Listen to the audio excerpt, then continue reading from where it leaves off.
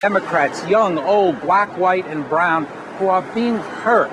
And people in Bentonville are making policy that's taking a hell of a toll on these individuals. That's what the film is about.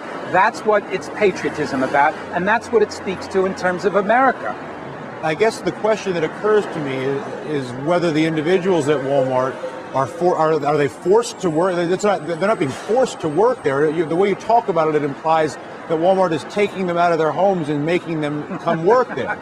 I don't think that's what I'm implying at all. No, Walmart's not forcing everybody. We all know how tough the job market is. That's not the issue. But in the movie, we have person after person, including 3 managers who worked at Walmart for a total of 46 years, who talk about systemic policy, not a rotten apple, systemic policy, going in on Saturday mornings and crossing out people's time cards so they don't get overtime. A manager talking about going down the main streets in American towns and pointing out family businesses that they're going to close. This is not an accident by any means. They are not being forced, but they are very upset at having done it. Mr. Greenwald, it's a pleasure to have you with us this evening. We are grateful for your time. Thank you, sir. Anytime at all. Thank you. We will be hearing from Walmart themselves in just a moment's time. Right now, I want to look at the company from an investment perspective. Robert McAdam. Actually, we're going to start with Walmart. Robert McAdam is Walmart Vice President for Communications, is with me. And Mr. McAdam, I hope you just heard the conversation we just had. He makes a couple of points. He says that there is a systemic issue at Walmart where you systemically go in on the weekends and cross out people's time cards to prevent them from getting overtime, that company managers walk down streets of towns in America and point to businesses that you intend to shut down when your store comes in. Are those things true? Well, those things are not true. We absolutely pay everyone in our company for every moment that they work. That's our policy. And we love to coexist and compete with businesses in the communities we serve. Across the country, there are small businesses and large businesses that coexist with us, and it's a healthy environment for the customers, and that's what we try to strive for. What goes through your mind when you hear, and Mr. Greenwald's not the only person, by the way, and I'm sure you know that, you hear people say that Walmart is destroying America. Well, we've certainly heard that accusation before, but the reality in communities across the country there are families, working families every day that shop at our stores. There are people that work at our stores that are enjoying the ability to work there and growing in that opportunity. More than 2/3 of our store managers started out as hourly associates. Walmart's a company where the American dream can be achieved. We're glad to be a part of that.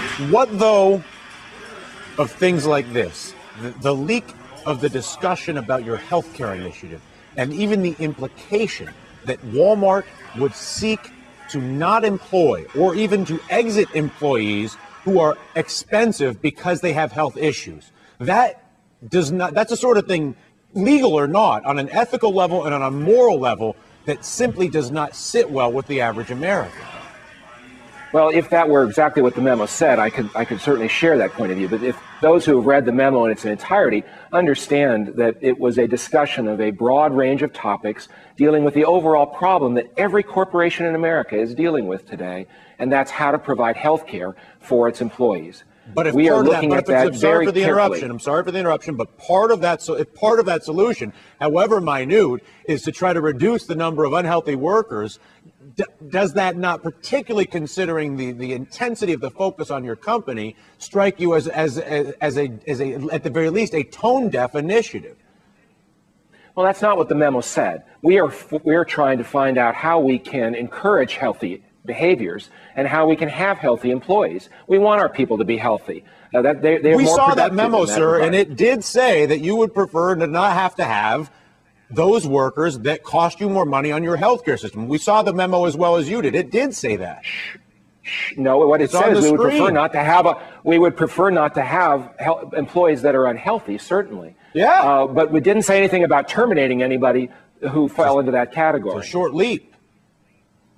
For you, perhaps, but not for our company. Well, and for most people that read that memo. Again, my question remains, do you not feel that you have some sort of an obligation to be a bit more sensitive, at the very least, knowing the degree to which you are going to be scrutinized and that movies like this one are going to be made about you?